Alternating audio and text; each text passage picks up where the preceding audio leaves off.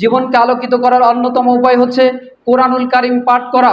রাসূল সাল্লাল্লাহু আলাইহি ওয়াসাল্লাম বলেছেন, মান করা আল কোরআনা, যে ব্যক্তি কোরআন পাঠ করে, ওয়া তাআল্লামাহু, এবং সেটা নিজে শিক্ষা গ্রহণ করে, ওয়া আমিলা বিহি, এবং তার উপরে আমল করে। যে ব্যক্তি কোরআন শিখে, কোরআন পাঠ করে, তার উপরে আমল করে, সেই ব্যক্তির ব্যাপারে আল্লাহ রাসূল সাল্লাল্লাহু আলাইহি ওয়াসাল্লাম বলছেন, আলবিসা ইয়াউমাল কিয়ামা তাজান মিনান নূরি দাউহু মাসালাদ দাউইশ শামসি। ওই ব্যক্তিকে এই কোরআন পাঠ করার কারণে, তো কোরআনের উপর আমল করার কারণে ওই ব্যক্তির যে বাবা মা রয়েছে, এই বাবা মাকে কাল কিয়ামতের মাঠে নূরের তাজ পরানো হবে। উজ্জ্বল নক্ষত্র, উজ্জ্বল সূর্য যেমন উঠলে সর্বত্র আলোকিত হয়, এমন সূর্যের ন্যায় তাজ মুকুট তার বাবা মায়ের মাথার উপরে পরানো হবে। আপনারা যারা বাবা মা রয়েছেন, আপনার সন্তানদেরকে যদি কোরআন শিক্ষা দেন, তাহলে আপনাকে কাল কিয়ামতের মাঠে এভাবে সম্মানিত করা হবে, তাজ মুকুট পরানো হবে, যার মাধ্যমে আপনি কাল কিয়ামতের মাঠে সম্মানিত হবেন।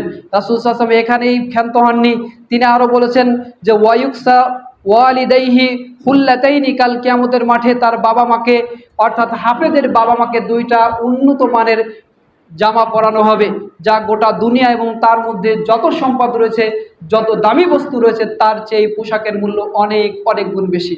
সুবহানাল্লাহি ওয়া বিহামদিহি। তাহলে বিষয়টা খেয়াল করে দেখছেন কি, যে আপনার সন্তানকে আপনি এই মাদ্রাসায় ভর্তি করেছেন অথবা হেফজখানায় অন্য কোথাও ভর্তি করেছেন, তার এই কোরআন পড়ার কারণে, তার এই কোরআন শেখার কারণে আল্লাহ সুবহানাহু ওয়া তাআলা আপনাকে কত সম্মানিত করবেন। শুধু তাই নয়, রাসূল সাল্লাল্লাহু আলাইহি ওয়াসাল্লামের যুগে দুইজন ভাই ছিল।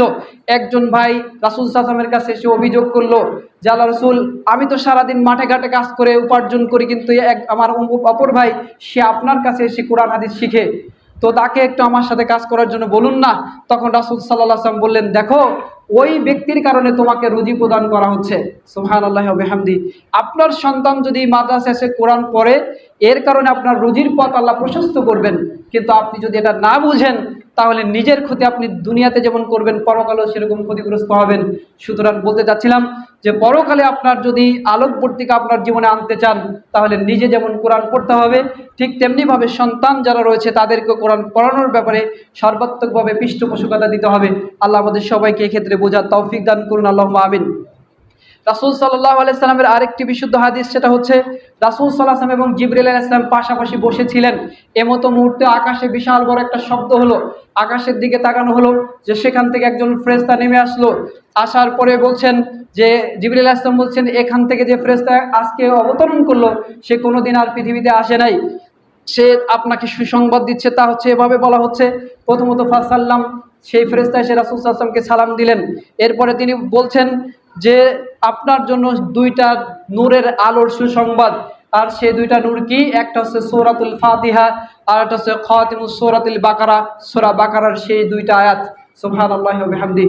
এই দুইটা নূর নিয়ে রাসূল সাল্লাল্লাহু আলাইহি ওয়াসাল্লামের কাছে আসা হলো, বা একজন ফেরেশতা আসলো, এই দুইটা নূর রাসূল সাল্লাল্লাহু আলাইহি ওয়াসাল্লামকে দেওয়া হলো।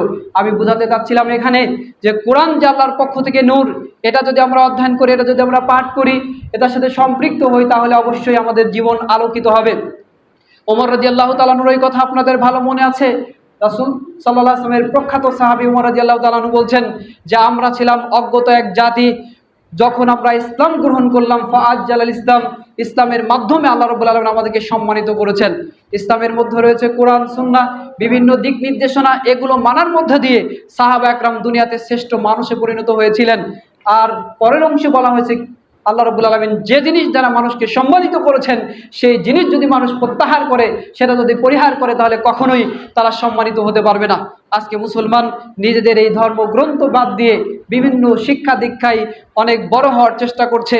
প্রকৃত অর্থে এভাবে সম্মান অর্জন করা যায় না, যা ওমর রাদিয়াল্লাহু তাআলা আনহুর এই বক্তব্য থেকে বোঝা যায়।